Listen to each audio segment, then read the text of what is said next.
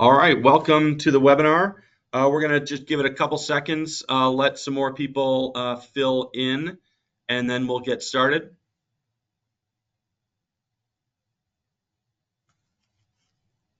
All right, well, let's go ahead and get started. Welcome to our webinar today with Ascent 360 and bed and plate strategies. My name is Scott Buelter. We're going to be digging into a pretty exciting topic.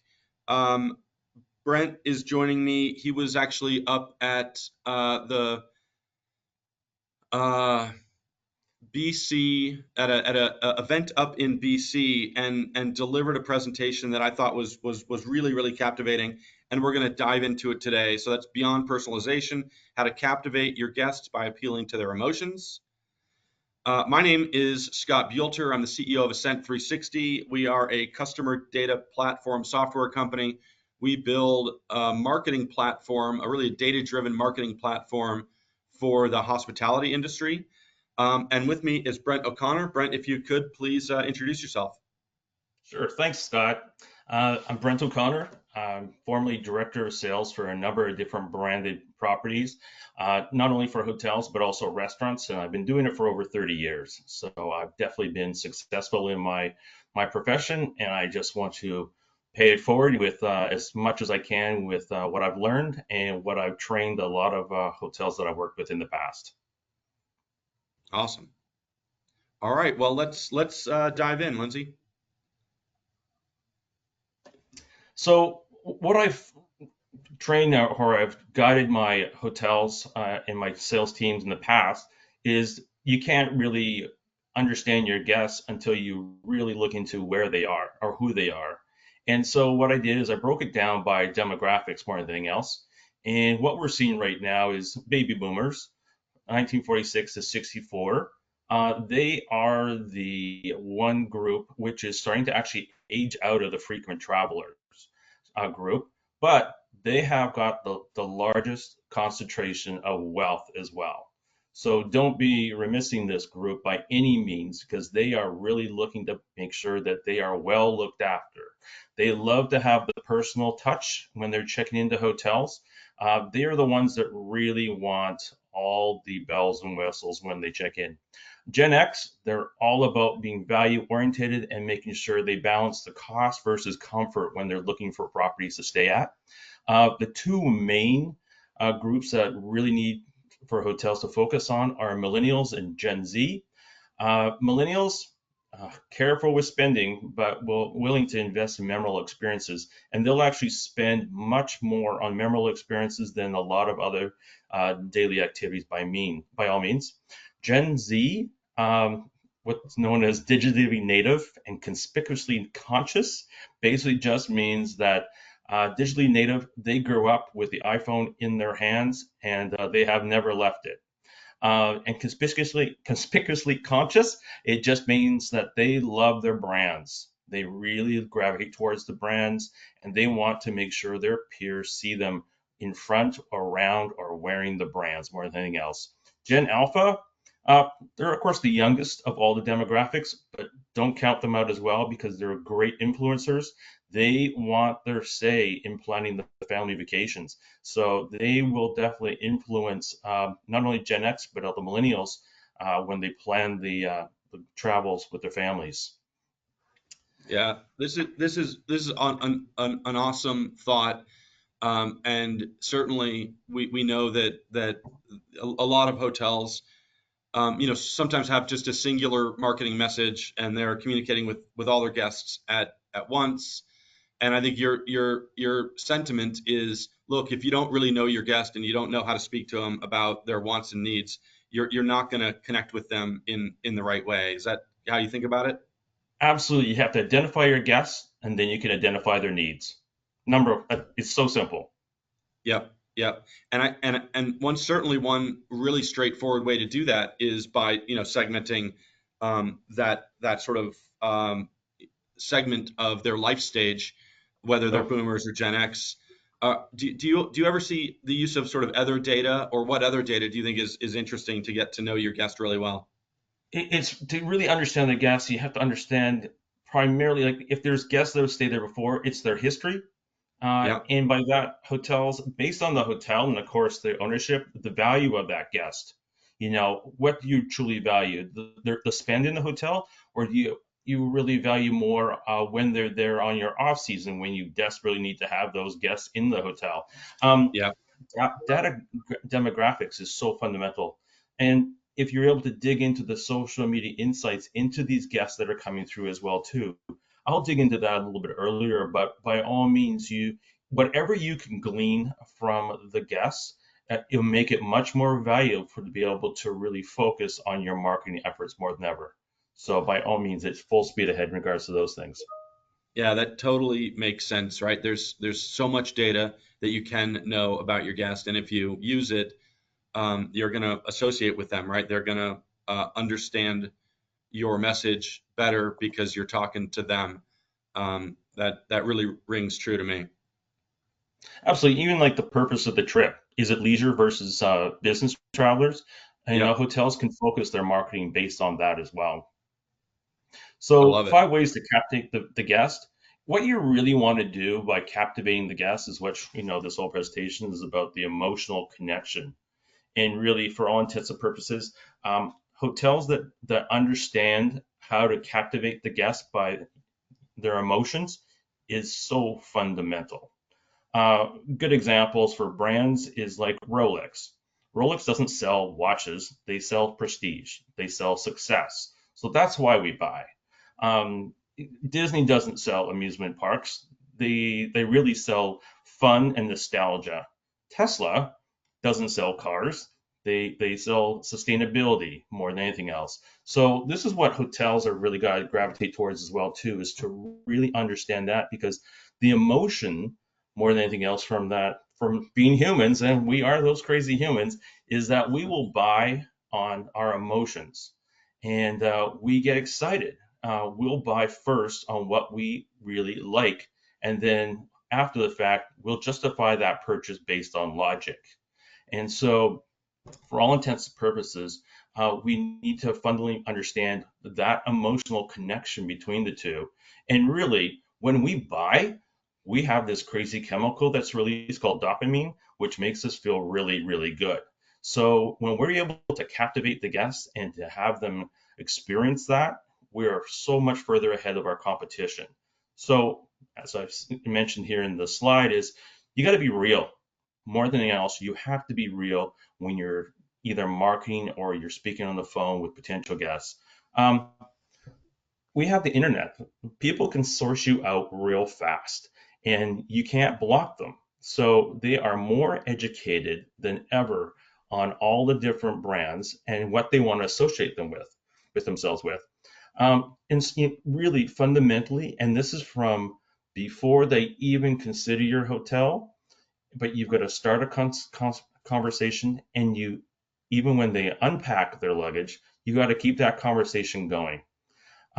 People get really excited, and it's like they have a secret password, and they don't want to really tell anything to anyone yet until it's really the time to leave, and all of a sudden it goes out onto all their social media. Now we're off to Las Vegas, we're going to go gambling, we're going to get married, that kind of mentality, and the excitement builds. And then really a really interesting thing that's happened over the last number of years is enabling communities where guests get to really connect with the destinations. I'll speak about this earlier or later, I should say, but it's really local communities and like-minded people. The Gen X and millennials love to be connected with the local community that they're staying with, so they understand what they can do. And really, for all intents and purposes, what works for one hotel just down the street may not work for another hotel. So you really got to be able to tweak and trust or test the trends more than anything else. Trends emerge from niche groups. They fundamentally, if you look at what's going on at TikTok, the trends go one way and then the trends go another way. So you really got to be able to understand how your hotel fits in for a lot of these different trends more than anything else. And then extending engagement. This is a very connected world. Social media came into play a number of years ago, and it keeps us connected. The relationship between the guests, like I said, does not end with with their trip by any means. You keep it going because you want to make sure that guest comes back time and time again. And also, what you're doing by extending that engagement is you're creating that memory that sticks, that makes them want to talk more and more and become an advocate of your property and move forward with their friends and families. Yeah, that really resonates with me. When before I go on a trip, I I typically like part of that I enjoy the most because I'm thinking about it. And then, once you're back, you've got all these memories. You're showing your friends pictures. Like, what are some strategies that you think of on how you actually stay engaged with a guest after the trip? Absolutely. You know, humans, like I said earlier, humans, we base our decisions based on emotions. And then after the fact, we justify the emotions with logic. Sometimes they work, sometimes they don't. More Hmm. than anything else, it just works more than anything else. And really, with that extended engagement, it's so fundamental that you really do things to um, justify their stay more than anything else. It's like they have to feel good what they've done. They're glad they have to feel good that they spent the money they did and how much they want to come back. And that is so Right. fundamental because it cuts down your marketing dollars dramatically when you don't have to constantly reattract new people coming into the properties. Yeah.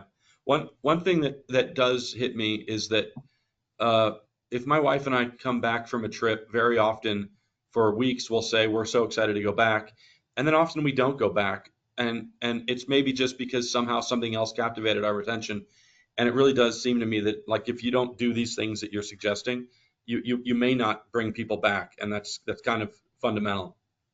Well, this is where memory triggers come in, and Yep. this is really fundamental. And this is really where the data that's collected by each guest is so fundamental.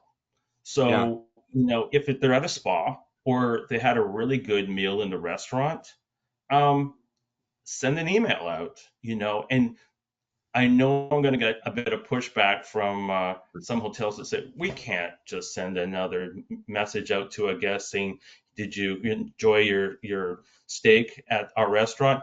But it's those little small gestures of kindness really go a long way. And Yeah. so I think with a lot of programs or platforms like what you've got now with Ascent 360, that's really easy. You are building this amazing module for each guest, which contains all the information that can then send out the marketing preferences based on the guest. Yeah. Yeah, by I love far. it.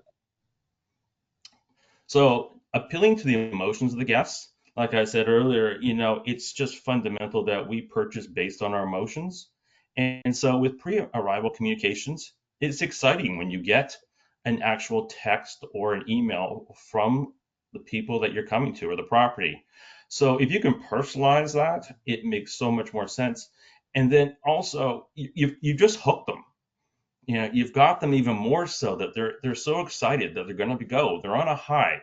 So if they're able to see all these new things they can do that they don't even know is available to them, they even will have a much more likelihood to even liking you even more so. And if you're offering discounted packages for spas or restaurants or experiences in advance, that's even better. The money is Hmm. already in your bank account before they even arrive. So it's outstanding. And really, what hotels are slowly going into, but are realizing the massive impact is a mobile application for the phones. In Asia, mobile applications are a no-brainer. North America, we are we are finally understanding how important the mobile app for a hotel property is. Um, and that's what hotels need to do is they have to encourage the guests as they check in with signage or with any kind of like scripting from the front desk staff is make sure you download our mobile app. It'll give you better ideas on what to do around the hotel, but also give you key ideas on what to do while you're in the area and what's happening in the week that you're here.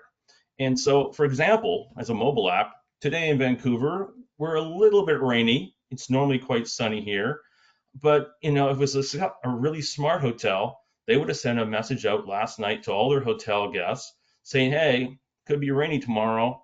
Uh, we're offering a 15% discount on our spa services. Sign up now, and all of a sudden you can keep those guests in house, and you've just shifted where those folks are going to go for the rest of the day.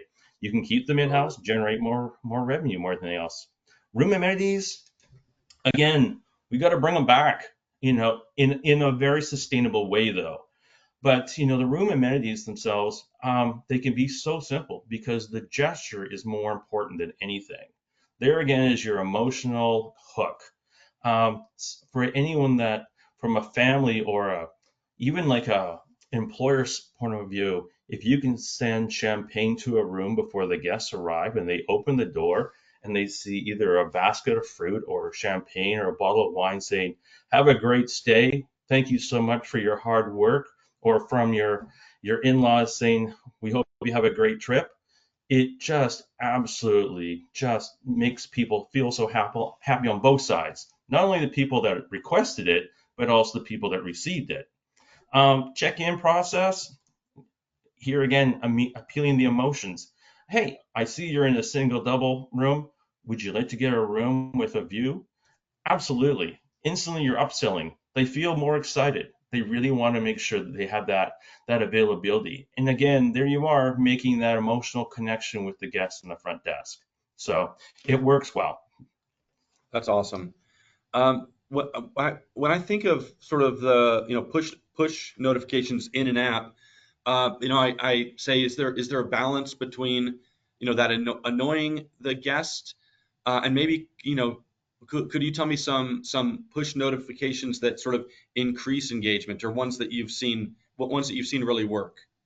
The welcome is really important because it Yeah, makes them feel as if they've been recognized, which is really good. And then also letting them know what's available.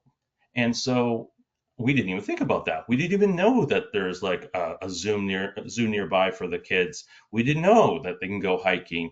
There's zip trekking nearby. It's even better. That kind of mentality, more than anything else, really helps gel the experience with the hotel even better with their guests. that's great. Special offers too. Make sure that Right. those special offers are top of mind for these guests because unless you tell them, they're not going to know. And especially if it's like the features of the day in the restaurant, you know, pull them in there with those special features. It really makes sense. Hmm. Those Yeah. are great examples. Thanks. Awesome.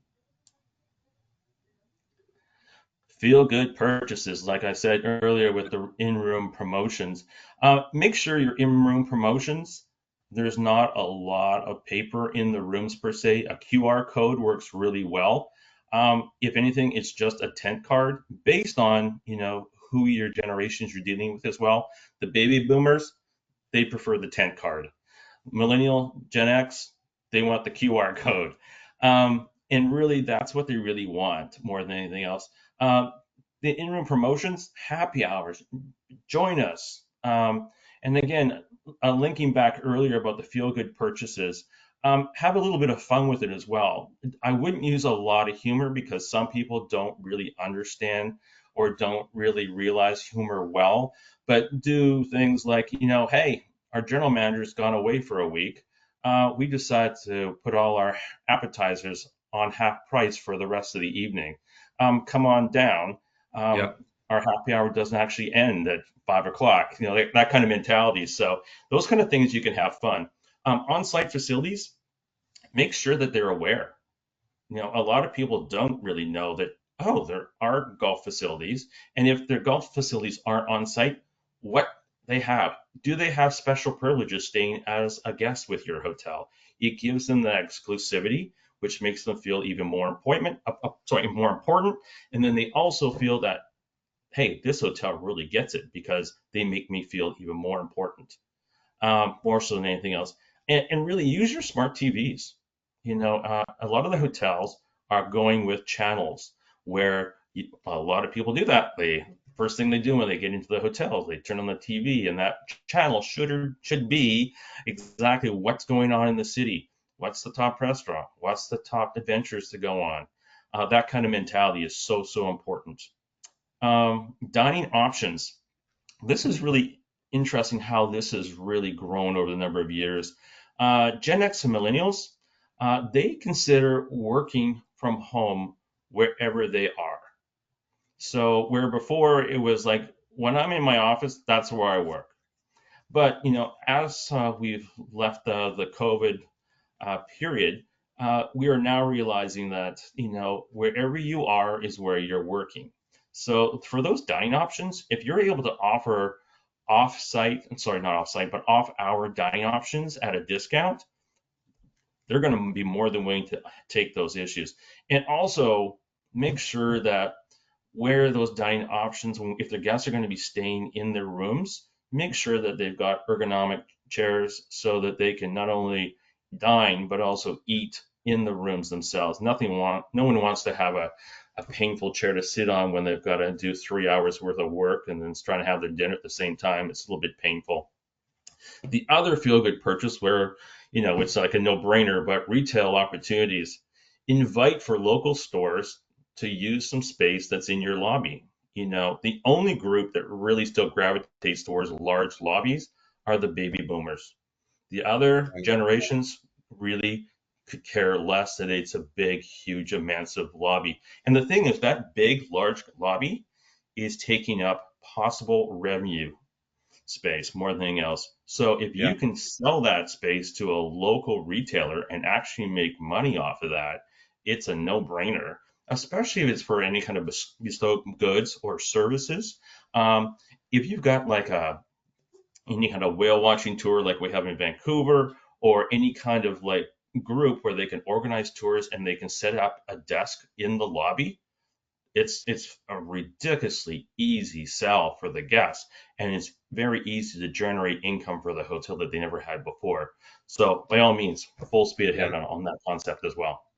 I love all those examples. Interestingly, we work with a hotel that doesn't have a spa on site, but there is a nice spa 2 blocks away, and they made a deal with that spa that they can actually guests can book through their website, and of course they include that in some of their messaging, and it sort of gives a sort of a higher end feel to the hotel, and certainly makes the guests happy.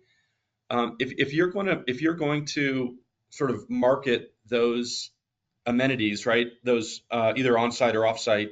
When's the best time to do that? Is it when they arrive? Do you typically see it's most effective in pre-arrival, or what would you suggest? I would start pre-arrival just so they can kind of understand what their itinerary or their plans are going to be while they're there, either in the hotel, but in the city or town. But Yeah, also, I would follow up with another right. just as a reminder. But do it in the sense where it's where you're use the 80/20 rule more than anything else, where you're really using information as opposed to selling, Yeah, because you need to make sure that they're informed. The last thing you want from a guest is, oh God, not another email from these guys, right. or a text. But you've got to make sure that that information is important to them to go, oh, yes, that really is important to me and my family. We're grateful to have gotten that text. Yeah, Yeah, by far. going back to one of your other rules, right? Be real and add value, right? Authentic all the way, Yeah, great. by far. Social media. Okay, like I said earlier, this is not going to go anywhere. If anything, it's going to grow even further. Instagram is massive. Uh, in particular, the millennials and Gen X, they don't want to see a lot of text.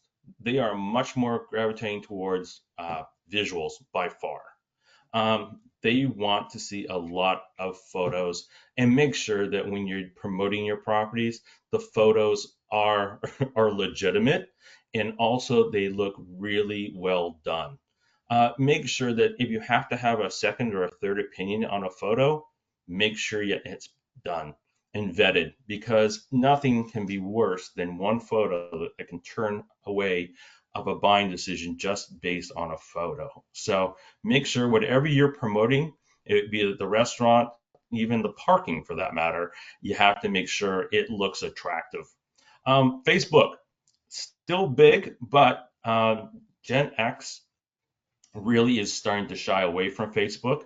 Pinterest is really, really big with the moms more than anything else. They're the ones that sit in the evenings and they're the ones that are starting to pull together all the images and what they collected. And this is how they start to speak to their family about where we want to go and what we want to see.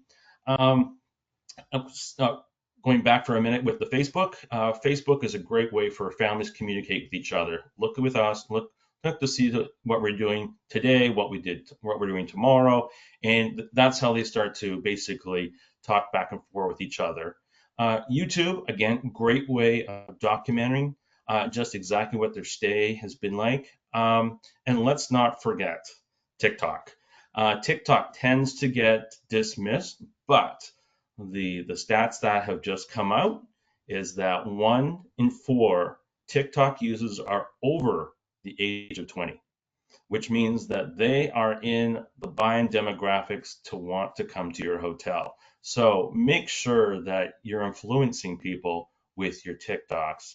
And we're encouraging people to post their TikToks about your properties as well too, because it's even better if you've got that third party endorsement from folks that have stayed at your hotels. And social media, make sure that if you can create a hashtag and create something within your property that has of importance that people can build photos around. If you've got anything like if you're in Miami or if you're in Hawaii or anything with a beach scene, and you can set that up so the families can all gather around and you can have them take a picture, do a hashtag. It sends out to all, they can send all those photos out to all of their social media and their friends' social media contacts as well too, and really understand that the guest experience is their social media experience. Yeah, Could not. I love your ad of TikTok, just because, as we look at the traffic on these channels, TikTok Yeah. is just continues to grow and grow, and it does grow with older audiences, and that makes a ton of sense to me. Oh, Do you have any it's sort of fundamental. yeah, This is how, primarily Gen Z more than anything else are they live in their social media. yeah, Uh, and their friends live in social media. So you have to make sure that you are basically embedding your property and your services in because they're reporting that out every single day with their guest experience. And what we was also finding is that 9 consumers, will report 9 positive experiences. 16 guests will report negative experiences. So you really want to make sure that your staff are trained properly to make yeah, sure those guests have an absolutely mind-blowing experience at your property. awesome. I know you consult with a lot of hotels. Do you ever sort of consult on, pitfalls to avoid when posting, or have you seen mistakes that you'd recommend just watching out for? Absolutely. Number one, inconsistent posting. Right. They've got to make sure they create a social media calendar, uh, not just the dates, but what they're actually going to be posting. And really, again, it's that 80/20 rule. Make sure there's information that is truly valuable to the guests, and then do a promotional item after or attached to it as well too. More than anything else, that's so important. Ignoring guest interactions, Hmm. that's a big no-no. Right. If I'm looking at websites and I see that either the websites have been either the guest interactions have been dated or else they are ignoring a negative review, it shows to me they don't really care about their guests. And Yeah. that is truly fundamental. And it's so easy to rectify. And Yeah. the thing is, a lot of the staff don't realize the impact of leaving a negative review on their websites. If people will basically justify saying, oh, "Okay, look, they responded, they said they've learned from the error, they're moving on," and they're like, "Okay, now I get it." But you've got to make sure that you really respond to those things. Failing to engage with your local community is massive. you're losing out a massive opportunity. Um, because a lot of times the way people book your property isn't direct, and it may not be with an OTA. It Yeah. might be different communities, groups. So by all means, you have to cover all your bases than anything else. It's I kind of love it. nuts. And make sure, like I said earlier, lack of authenticity is so important. You've got to be real at all times. Yeah. Kind of nuts. Common pain points. By all means, it really is something that needs to be resolved more than solved.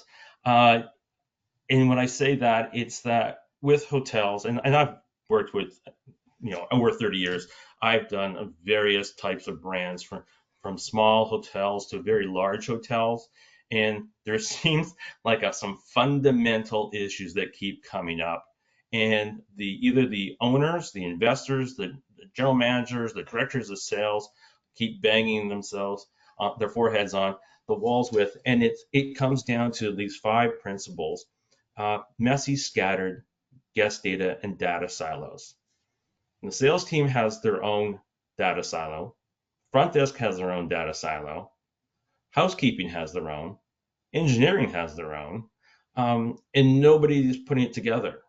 So really, it's so fundamental that like a platform such like Ascent 360, which brings that all together with those data silos, creates a guest profile that makes it so simple for the hotel to be able to manage and market their services and messages out to their clients and their guests better. Um, Being able to manually export spreadsheets, be it Excel, be it Airtable, be it on Google Sheets, and pull it all together and clean it all up. And when I say clean it up, you're scrubbing the data.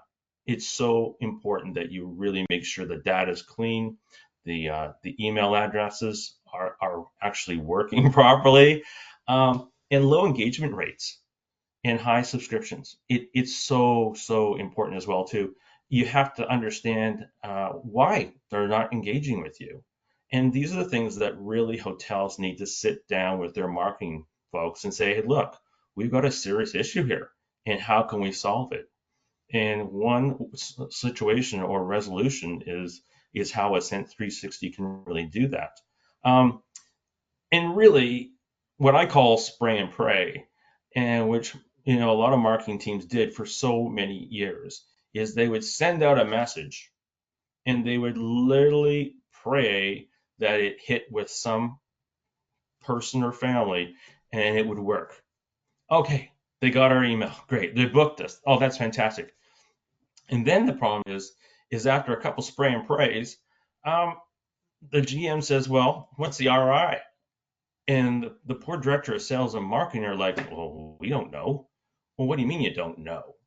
And it's like, well, how can I justify to the owner or the investors on the money we spent on either the campaign or even or less your salary if we can't really judge whether or not it's working or not? And finally, a high cost of OTAs. When you're paying 30% commission in peak season, it kills you. You know, you love OTAs, don't get me wrong, during the low season because you really need them. And they are massive marketing engines more than anything else. And that's really what they are. They have got massive amount of money to really create the marketing messages. The problem is OTAs don't share the guest data. If you Yeah. really want to say goodbye to OTAs, you've got to increase your marketing campaigns that will work so that you can own your own guest data.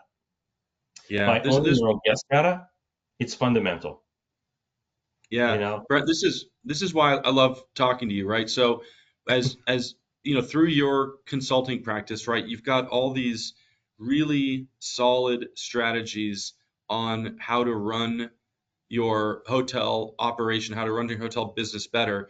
And I know on some level it might sound like, well, that's all about working harder.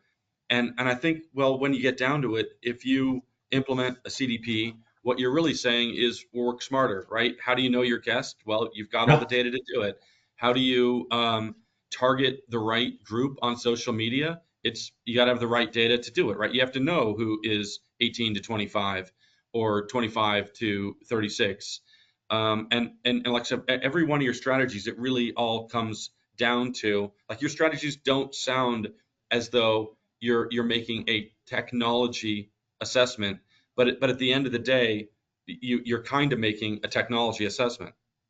Well, and here's where the actual conversations I've had with directors of guest services and front desk managers, they're like, Brent, you're in sales. You're selling the dream. When you're talking to me, I'm dealing with the reality. And the Yeah, thing is that the reality can be very easily resolved. And it's really simple by having a platform, a CDP like yours, that would be able to eliminate all the pain points very simply. And that's why I'm thinking um, this is not a huge uh, defining money spend more than anything else. Folks have to justify the fact is like you're already spending 30% for each reservation. Wouldn't you rather spend that money so that you can keep that information and then turn around within 6 months to reattract those folks again? Instead, you're just spending 30%, 30%, 30%, 30% on all those right. OTA bookings. Yeah, You know, we and, we often go like ahead. to think about OTA bookings as sort of a guest acquisition methodology, but you definitely can get to a place where you don't need acquisition as much because you've got repeat business, right? You got guests coming back. We actually work with a hotel in New York, upstate New York, that has a 85% direct booking rate, right? And that's the goal. That's all your profitability right there.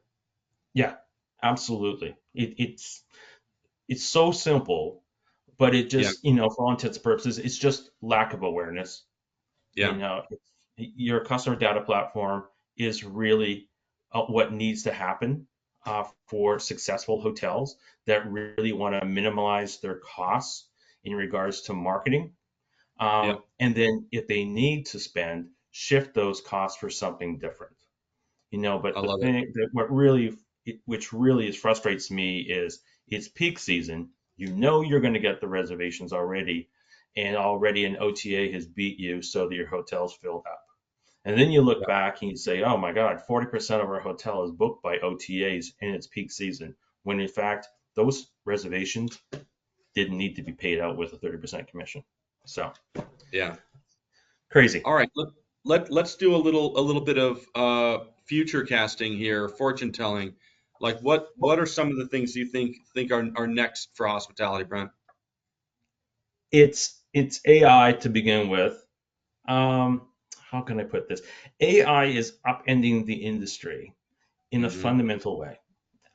Similar how the jet engine in the 1950s dramatically reduced air travel. It really did. It comes down to that because AI has just suddenly come onto the scene in the last 3 or 4 years, really. And now the hospitality industry has really starting to gravitate towards what this thing is all about and what we can and cannot do. And we're somewhat trepidatious in using AI because, it's for in some respects, it is the fear of the unknown, but it's showing already great results. It is lowering the back end of hotel operations in regards to uh, refocusing and redeployment of staff, but also on the front desk with AI chatbots. Um, you're not having to deploy that much staff at the front desk. So all those questions that would be coming through your switchboard and your front desk. So when does the spa open? When does the restaurant open? When does the restaurant close? What's the nearest pharmacy? Where can I go for this? Where can I go that? If the guest downloads the app or the chat bot, they can have those questions answered automatically. And also, getting back in regards to chatbots, millennials and Gen X, sorry, Gen Z, they do not want to talk. They like to talk on their iPhones. So God forbid they actually have to pick up the phone they're holding. They want to text it instead. So by all means, you got to be able to understand that your guests want to communicate with their phones by text, much more so by the actual voice. By all means. So um, it's really important to be hyper and uber aware of how guests are going to be experiencing the check-in more than anything else. Yep. They want to be recognized more than ever. They want to make sure that you know them. 65% of all guests now checking into hotels not only want them that the hotel understands who they are, but also what their preferences are. It is, years ago, it was Starwood that introduced all the bells and whistles in Yep. regards to rooms. It was the Sheraton Suite Sleeper and Westin Heavenly Beds, and it was the showers as well too. So they did a really really good at attracting people to come to the hotel. Now with AI, we have to make sure that we augment the possibility of a guest experience. And so we really need to make sure that we are really making sure that we go out of our ways with using AI to understand how these folks are going to come into the properties. And really, they check in as a typical guest, but we want, and the ultimate is to have them leaving our hotels as being stark raving advocates every single time. That's the Yep. goal. Yep. Number I two, mean, go ahead. Sorry, Scott, go ahead. well, I was just going to say everything you said there. I completely align with, and certainly the pieces around AI, because providing really really good guest service is very, first of all, very hard, and it can be very expensive.